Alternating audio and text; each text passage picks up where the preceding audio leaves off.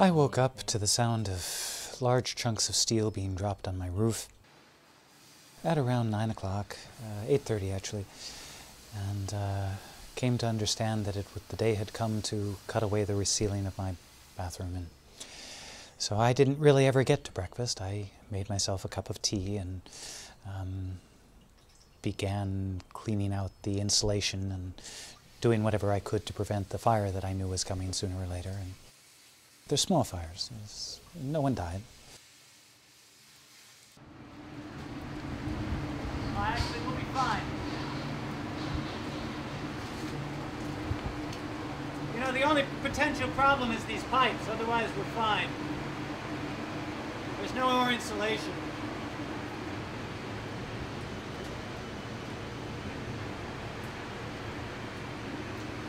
Yeah.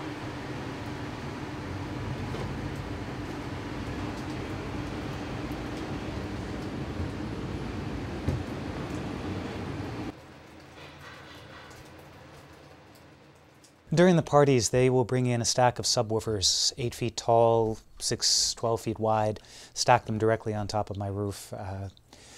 On bad nights, you can watch the mirrors and you can't see yourself except for a blurred image because the mirrors are vibrating. So I turn on all the white noise generators and I stick earplugs in, and it's not enough, you know.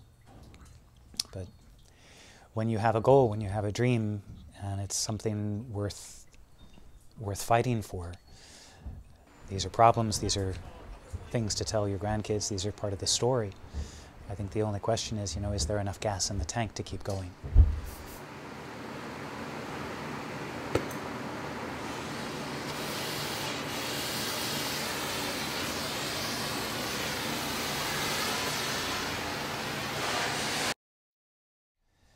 The space that is here, that we're sitting in, didn't look like this 5 years ago. It had no floor, it had no walls, it had no ceiling.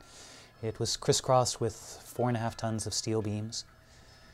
And when I first crawled down inside it, I sat down, and within about 45 minutes, I just looked at all the different corners, looked through the different steel beams and all the rust and the water that was in it. And it was very clear where everything was going to go, the bathroom, the kitchen, the space. My mind just fills stuff in like that. And with no skills whatsoever, which is something I'm embarrassed by, not bragging about, we just, with sort of great enthusiasm, started cutting up steel. Had to learn about oxyaccelerant torches, and wasn't so gifted with that at the beginning. Got some good help on that. And the first step was to move the 4.5 tons of steel and ship out the 1.5 tons of rust and water. And we spent 8 months building this space. It was hard because I had to live in the space while I was building it. That first winter there was no heat, so I was young then, I was only 40. It's insulated.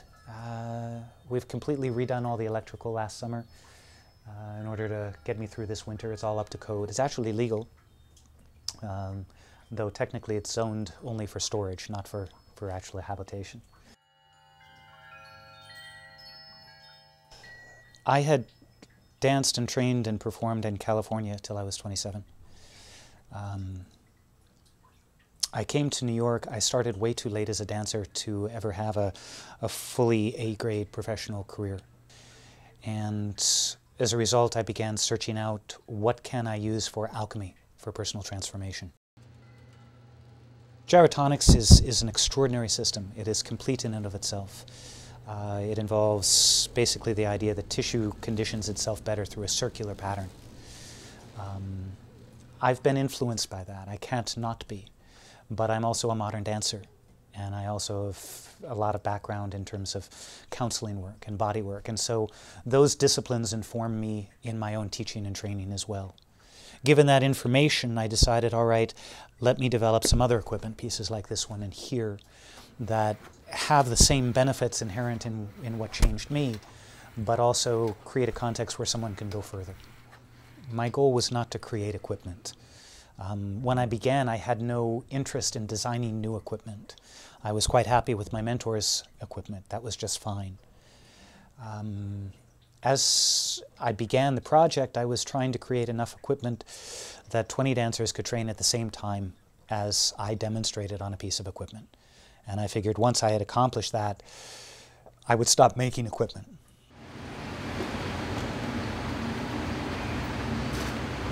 There were a lot of holes.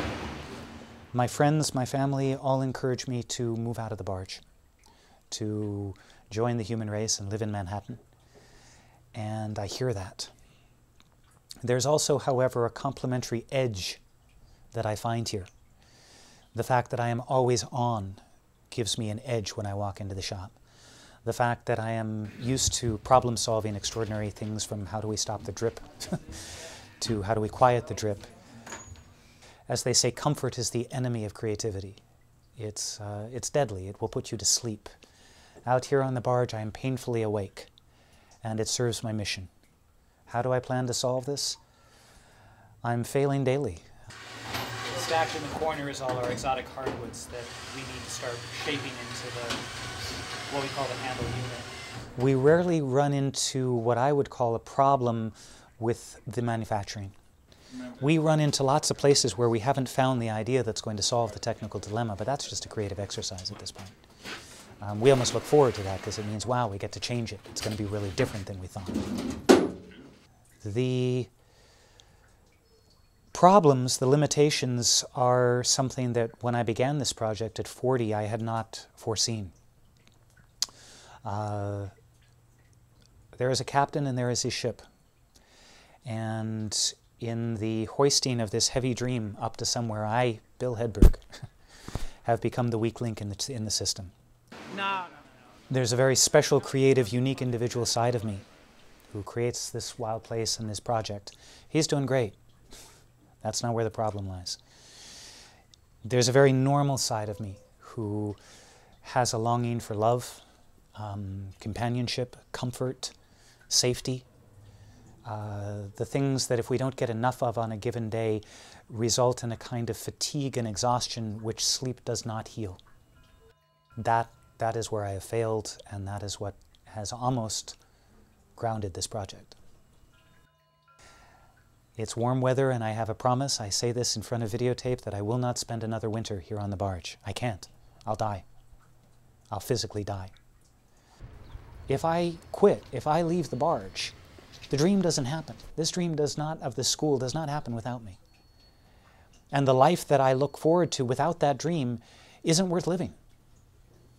So what keeps me going? What gives me the motivation to get up in the morning? I'm after a life worth living. I don't want a mediocre life. I can't stop my dream. I can't stop this project.